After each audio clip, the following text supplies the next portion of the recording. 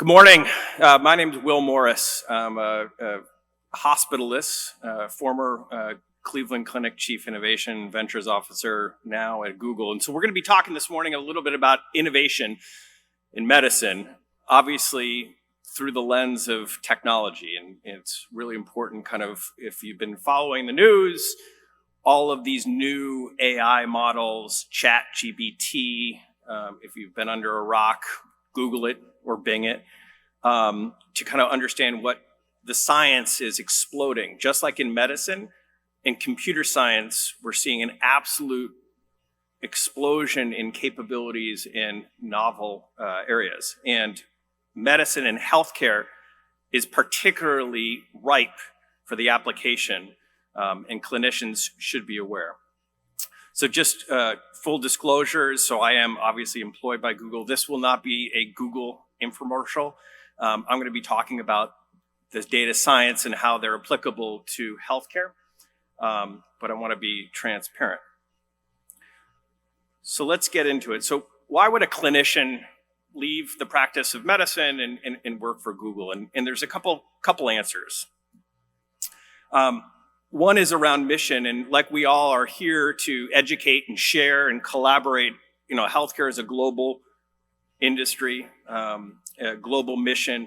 You know, we too kind of believe in the democratization of data. 25 years ago, when Google was founded, it was around organizing the world's information and making it accessible and useful. And that is really, really important in healthcare. We need to make sure that data is secure, but accessible and useful, open standards, open architectures, so we can make sure that, just like the previous conversation with TB, we can share shamelessly. And COVID showed us this, right? We became a global health organization by the sharing of data, sharing of best practices, and understanding the impact of disease. So here's the challenge. Data is exploding exponentially. If you know what Moore's law is, that's the ability to kind of do computation year over year, doubling. Well, data is outpacing this. And in fact, in healthcare data is growing 30% every year. It's the fastest industry. So if you look at your driverless cars or finance or ads, they're going slower than healthcare. Healthcare is absolutely growing in the density. And we all feel this as clinicians, right? When the patient comes in, no longer do they just have one pane of glass of information, but now they've got a Fitbit or an Apple Watch. They've got a whole genome perhaps sequenced. And this is what we're seeing. So we're seeing an absolute unprecedented tsunami of data. But yet, as the clinicians, we feel often burdened, right? It's a challenge to actually surface and find meaningful information. And the amount of data and the amount of knowledge is also compounding, right? Things that we are all sharing in the next 4 days about industry best practices is only getting more and more dense, right? Before, you would send out a test and maybe get a lab result, but now you can get next generation sequencing and know that this patient not only has lung cancer, but they have non-small cell lung cancer, but they're RET positive, and that's a specific modality. And so our ability to kind of keep pace with the knowledge is absolutely apparent. To add to the challenge, unstructured data. So there's structured data. So think about a lab or a pharmaceutical, which follows kind of an industry standard, right? There's a syntax between information sharing. But if you look at our clinician notes, or perhaps what the patient says, or social determinants, right? That's out in our ecosystem community. These are all unstructured data. Radiology, although it follows a standard, is pixel data, and that's somewhat unstructured. It requires a human to actually interpret and bring insights. And so this is the challenge, but also the opportunity. And I want to be really, really clear. I am not talking about technology replacing the physician or the clinician. Absolutely not. It is the marriage. Technology is a tool. It's intended to help the clinician. It needs to, be governed and managed by the clinical care. So it is more of a human in the loop. But this is the opportunity. So I was thinking about kind of what happened with this whole chat GPT. So again, OpenAI published this new model that you can go on it if you haven't, just Google chat GPT and you can play with. You can ask it, what's a 78-year-old male with hemoptysis cough? What's your differential? And it'll spit out, I'd say a 6th grade interpretation of the differential. But if you want to turn that differential into a limerick, it'll do so, right? It's unbelievably good at mimicking the human. And if you look at, what happened in medicine, so here's an example, game-changing with the Philadelphia chromosome, BCR-ABL, targeted therapy, right? Gleevec changed the face of CML, and of course, now we're seeing advance in targeted therapy. 2017 was an absolute pivotal year for computer science. It gave way to this one paper that created a model to help unlock data and make it more sentient. So sentient means it's thinking, it's actually interacting. Now it really isn't. So if you play with Chat GPT or any of these things, you might get a feeling that, wow, this thing's actually having a conversation with me. It's actually talking, it understands. It doesn't. That's the classic Turing test, which is when AI becomes smart enough to fake out a human. That's not the case, but it's getting there. The advancements is absolutely profound, and how this is relevant in medicine will be quickly realized. So machine learning, if you think about what machine learning and how these things work, I think about a video that is actually pretty good at explaining how a machine learns. It knows an outcome, and it doesn't know anything about the rules. It has to figure out the boundaries, the positions. If you're from 1980s and you remember Atari, here's how a computer thinks about this. Now, it knows nothing about how to play this game. It moves the paddle willy-nilly and tries to hit the ball, but the objective is to knock out all of those bricks at the top. And it tries, but it fails. And so after 200 learning episodes, and again, no one's teaching it the premise of how to use a paddle or how to move around, but it's using machine learning, and slowly becomes, over a period of time, the master. It knows the objective, and it figures out A to B, how to get there, and learns. Now, the fun thing is, when it really gets good, magic happens, because it all of a sudden exploits things that you and I as humans would realize as really, really smart. It does this maneuver, if you remember, of sneaking the ball in the back and knocking out all of the bricks. So it's actually exploiting things that you and I as humans would actually cognitively recognize, right? It's the data behind the data, and it becomes really, really good. And again, brick out, this game is not medicine. By no means do I mean to soft set or denigrate kind of the art and the practice of medicine, but it shows you kind of what is going on behind the scenes and why computer science is really advancing at the speed it is. And we've seen examples of these, right? You can do this today with your smartphone, is in real time, get translation. Not as good as the human translator, thank you, over there. But it's getting there, it's a close approximation. And the science behind it is not someone writing rules and saying, here's exit, and here's the Spanish word for exit. It's actually using massive historical data to kind of build these rules and models. And this is the exciting thing now. If you're going back to my premise that we're sitting on so much data for healthcare, what is that signal in the noise? What is that information that we otherwise don't see?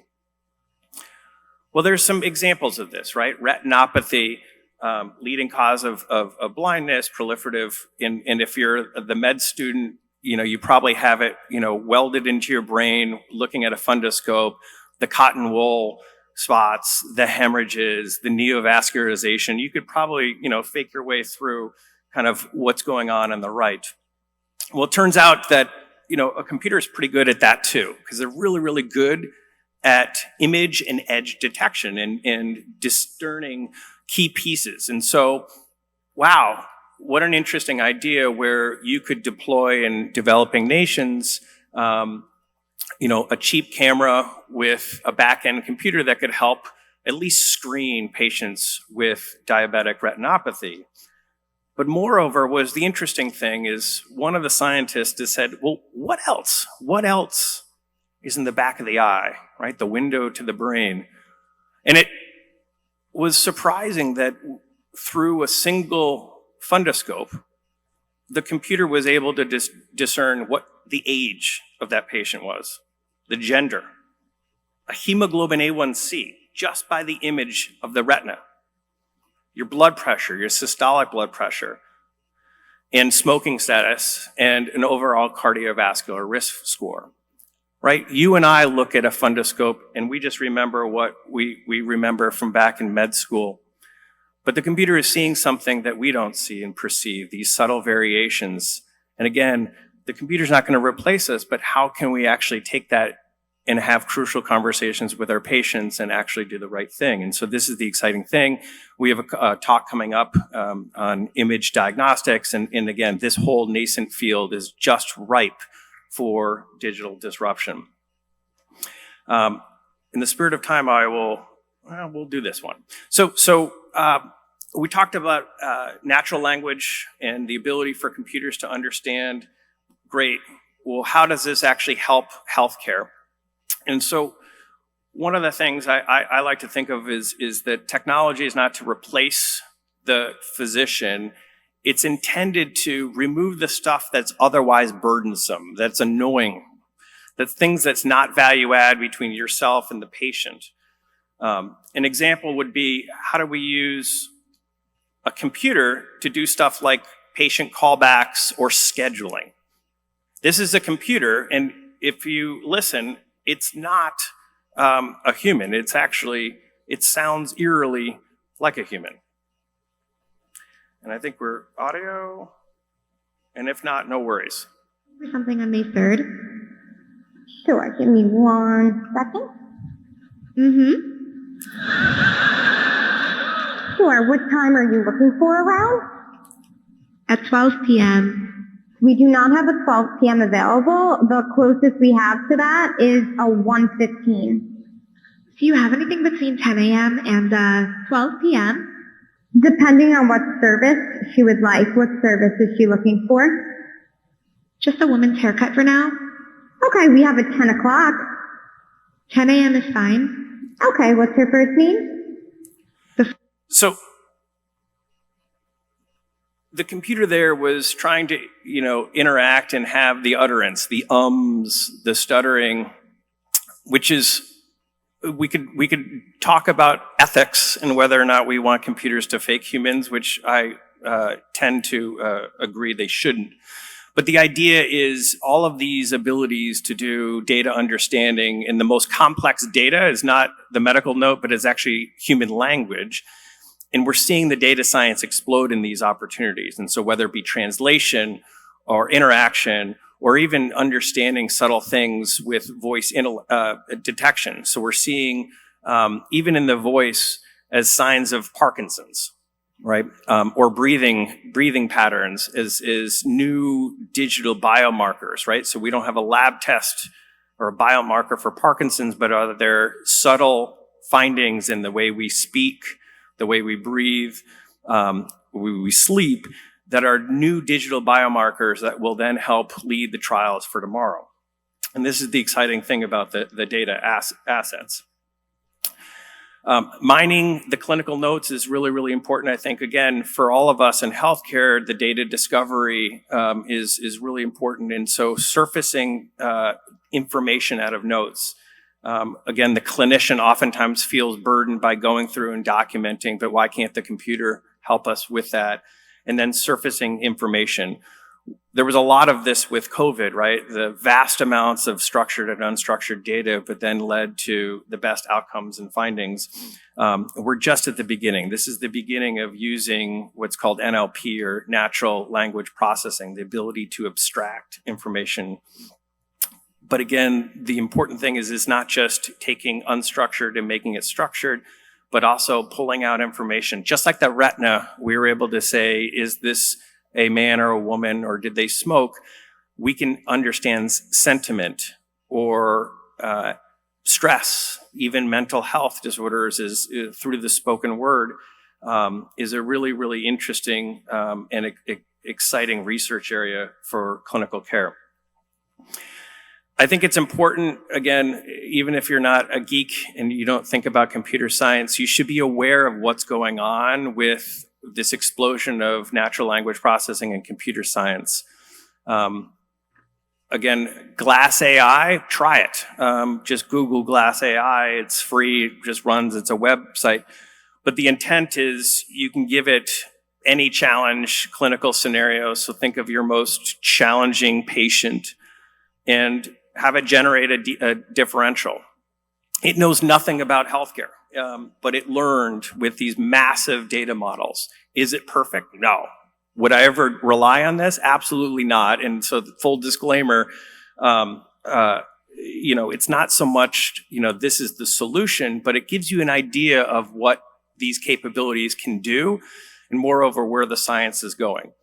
Now, where I think this is really important and why this talk is important for you all, it's absolutely critical that physicians are at the table, and if not, controlling this science, because otherwise we have good technology potentially impacting patients' lives, communities, well before we really understand. And so that's the whole ethical AI, or really understanding the ethics and implications.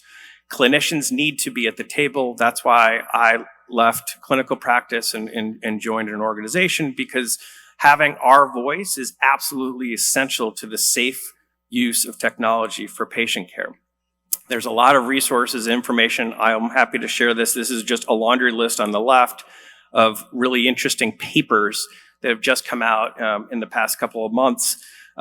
It's unprecedented. So computer science is exploding, and so is healthcare, and this wonderful intersection is our time, is the clinician's time to have a voice and understand the practice through digital care. So I think about William Osler and his quote of, if you listen carefully, the patient will tell you the diagnosis. And I think, the newer version of Dr. Osler's quote might be, if you listen to the patient and their data, and what is the needle in the haystack, what is that information that's buried within there that actually helps us think about the next domain of clinical care. I will stop now because I'm happy to answer questions. I know this was kind of a 20-minute overview of data and analytics. But as lifelong learners, as we all are, we're here and we're going to be learning about the latest treatments of COPD and type 1 diabetes. I think it's also really important to be aware of kind of what's happening outside of healthcare, and technology is exploding. And so the more you are aware, engaged, and involved, I think the better for all of us, and certainly our patients. Thank you, and I'll be happy to take questions.